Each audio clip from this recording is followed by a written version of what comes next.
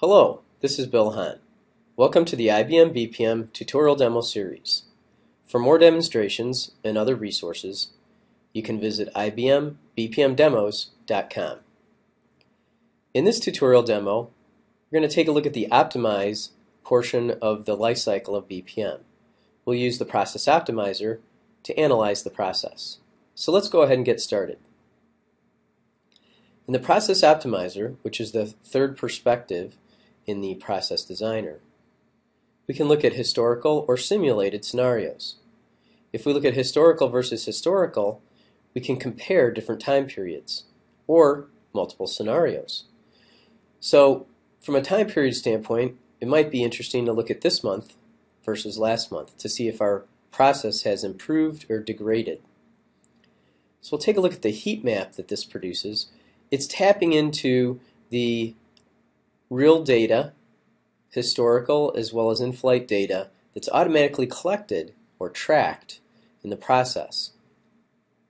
So what this heat map shows us is that the create order activity this month, the A scenario, versus last month, the B scenario, has degraded 9%. The vendor responses have degraded by 27%. In other words, they're taking longer now. The analyst activity, where an analyst looks at the vendor quotes and recommends which vendor or vendors should be chosen to fulfill the business, is actually happening more quickly now. There's less wait time, 63% less wait time. B scenario last month was taking on average 1 day and 17 hours of wait time, and A this month is 15 hours, a lot quicker. Manager approval is 14% more wait time, so that's gotten worse. Let's take a look at another heat map. Let's take a look at all historical data for all orders in flight as well as completed. We can see various hotspots in the process. So manager approval is taking on average 17 hours, 38 minutes and some change. The analyst activity is taking over a day of wait time. Now, let's put some business context on that. Let's look at the percent of instances outside range. In other words, let's ask the business how long this should take. Maybe it's supposed to take a day. We'll take that simple answer and we'll plug it into a property sheet of the process diagram, and then IBM BPM automatically calculates for us, the punchline, the percentage of time that it's taking longer than the business would like it to take. Manager approval is taking longer than the business would like it to take 50% of the time. So with zero development effort, that's calculated for us automatically.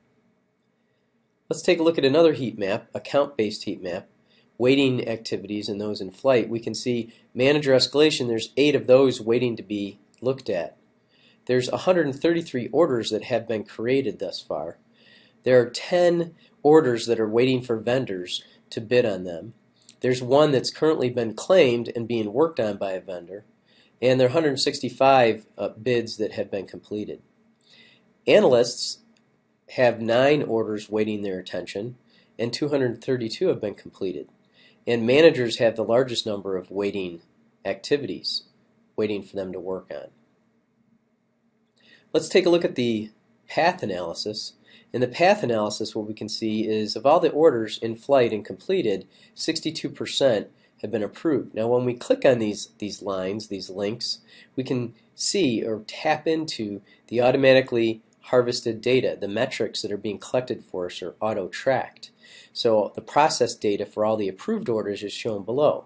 If we click on the rejected link, when a manager rejects an order and sends it back for rework to the analyst, we can see that 33% of the time orders are rejected or sent back to analysts for rework.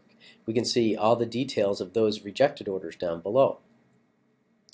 So now, if we refine this to only all completed orders and press the calculate button, we can see is, and it makes sense, that eventually the orders are approved. Of only the completed orders, 100% of those are eventually approved.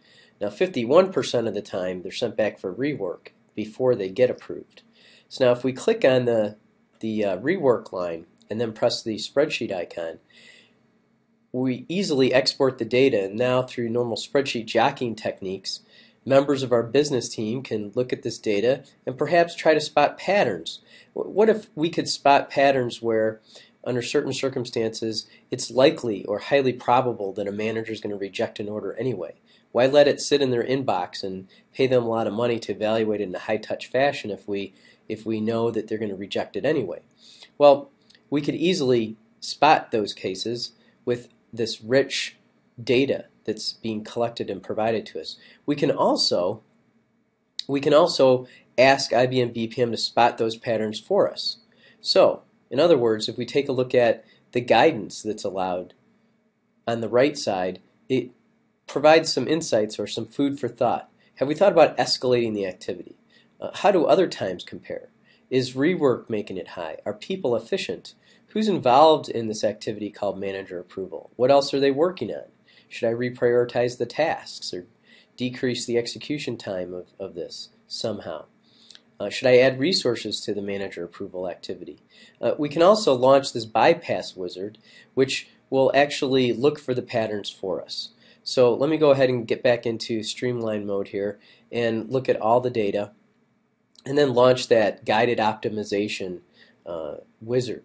So what we can do here is identify the data in the process that we want to base this analysis off of, and that's the status variable. That's where we store the approved or rejected decision of the manager. That's the process data variable where accepted or rejected, approved or rejected is stored. So we can see lots of circumstances where it's approved and different combinations of order parameters where it's rejected. And based upon these observations, IBM BPM will provide some process rule suggestions for us. And it can take these rule suggestions and actually incorporate it in a risk-free experimentation of how the process might be approved. So when I press the finish button, it actually added an auto bypass gateway and a set of business rules. So we can see when the manager needs to evaluate this in a high-touch fashion, they will. Or if we can satisfy certain parameters, we'll bypass the manager and auto-approve it or auto-reject it. And the way that that's decided is through this generated rule table.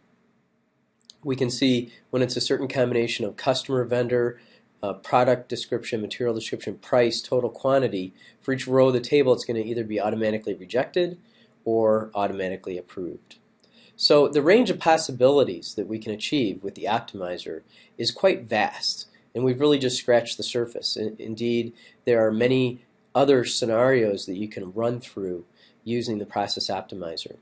And there's summary data collected for us as well, relative to key performance indicators like cost, labor, resource, activity analysis for executed, completed, average, max, distribution, and this all behaves the same whether we're using historical data or simulated data. So, thank you for watching.